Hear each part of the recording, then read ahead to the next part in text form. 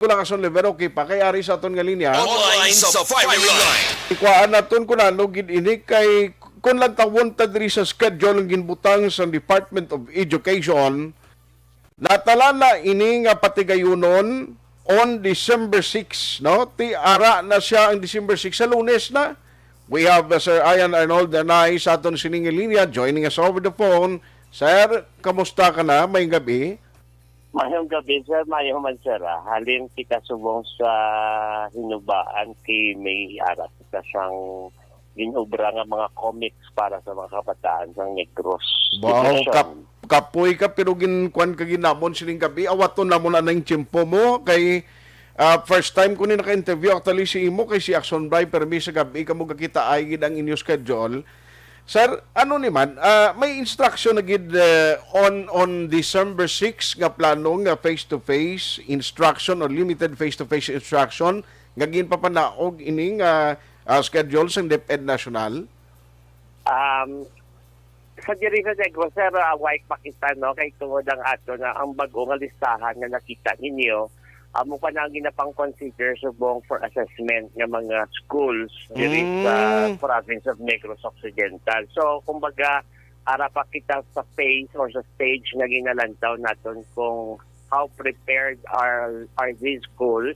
Kaya para kung makita natin kung may mga problema, dira naton ipang mitahan sa pamahagi para ma-address ang mga gaps nila kay para sa dason nga pag-open sa mga sa face-to-face classes ready na sila. Okay. So hindi not necessarily nga pag-abot sang Lunes mo umpisa gila yun may proper gidagili nga assessment anay matabo. Yes, sir.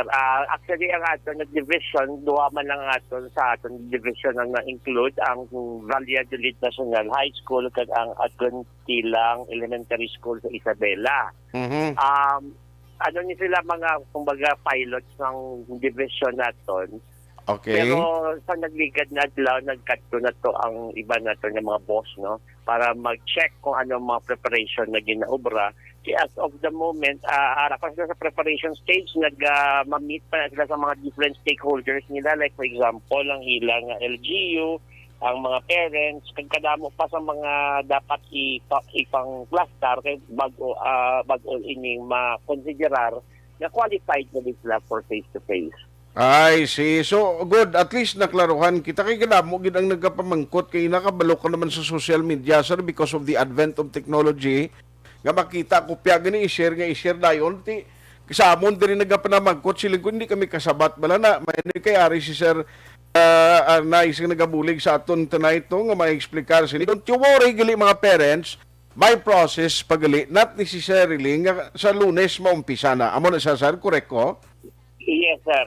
Tapos, ang aton di pa nung dumon, hindi ni tanan mag-participar.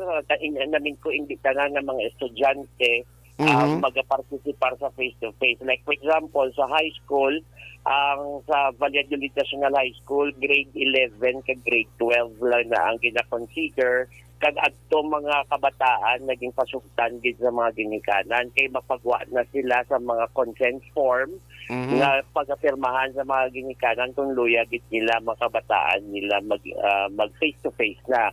Okay. Ang sa elementary naman niya kindergarten hasta sa grade 3. Ewan niya siyang gina-prioritize ang Department of Education anay nga mga grade levels. Ang kindergarten to grade 3 kag ang grade 11 to grade 12.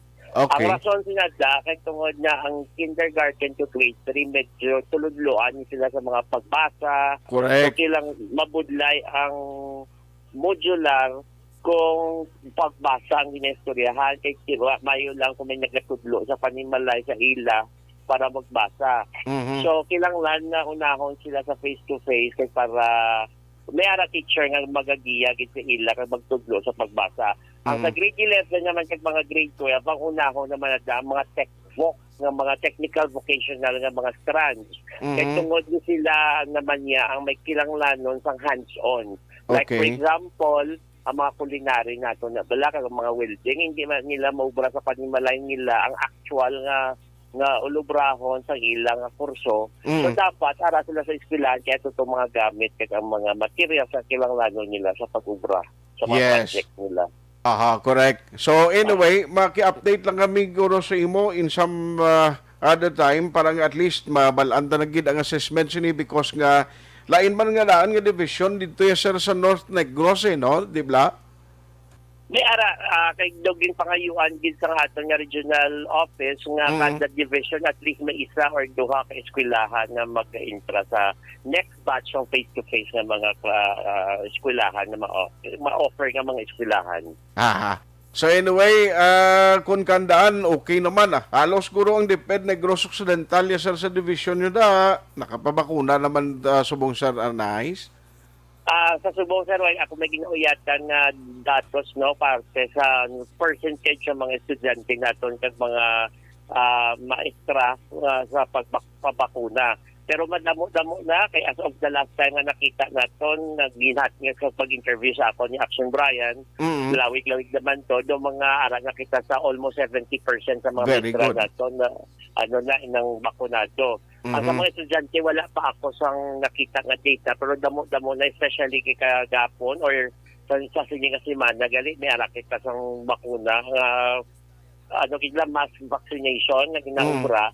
So, damo man nagkakadto sa eskwelahan para magpabakuna.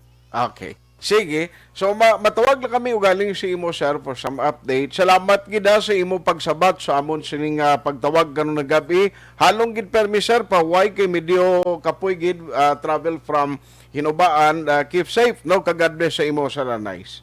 Thank you very much, sir. Good night, good night. Action firing line. Ang spokesperson sa DepEd Negros Occidental, Sir Ian Arnold Arnaiz. Anyway, last time may malawig man ang interview to ni Action Bryce sa iya. So subong, hindi magaling ni si Sir Iling nga kung nabutang da December 6, kay kung ng taon mo yung DepEd, abidukulbaan ka. Bakon mo pagkalunes mo umpisa, hindi managali mo na. Kay may mga proseso pa man na. Nalakip naman niya nga daan sa mga listahan nila to mo.